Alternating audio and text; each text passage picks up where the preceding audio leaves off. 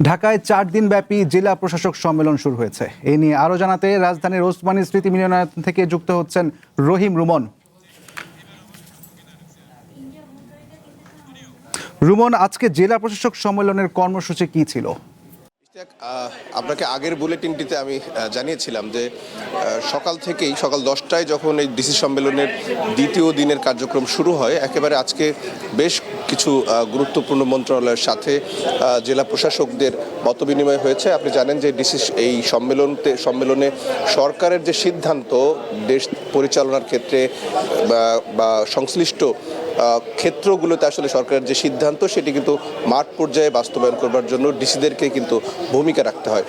সে কারণে এই যে সম্মেলন গতকাল শুরু হয়েছে, আজকে দ্বিতীয় দিন আমরা দেখলাম যে সকালে পর্যটন মন্ত্রণালয়ের, সংস্কৃতি মন্ত্রণালয়, বেশ কিছু গুরুত্বপূর্ণ মন্ত্রণালয় কিন্তু আজকে ডিসিদের সাথে মন্ত্রীরা তাদের মত বিনিময় সভা করেছেন। কিছুক্ষণ আগে ঠিক আপনার সাথে যখন কথা বলছি তার 5 মিনিট আগে বাণিজ্য মন্ত্রী আমাদের সাথে কথা বলে গেলেন। তিনি জানালেন যে ডিসিদের সাথে তাদের একটা যে মত বিনিময় হয়েছে সেই মত বিনিময়ে কিন্তু একেবারে সাম্প্রতিক যে ইস্যুগুলো রয়েছে সেই ইস্যুগুলো নিয়ে তারা বেশ কিছু মত বিনিময় করেছেন এবং সেখানে বেশ কিছু সিদ্ধান্ত নেওয়া হবে তেমনটি কিন্তু মন্ত্রণালয়ের পক্ষ থেকে জানানো হয়েছে।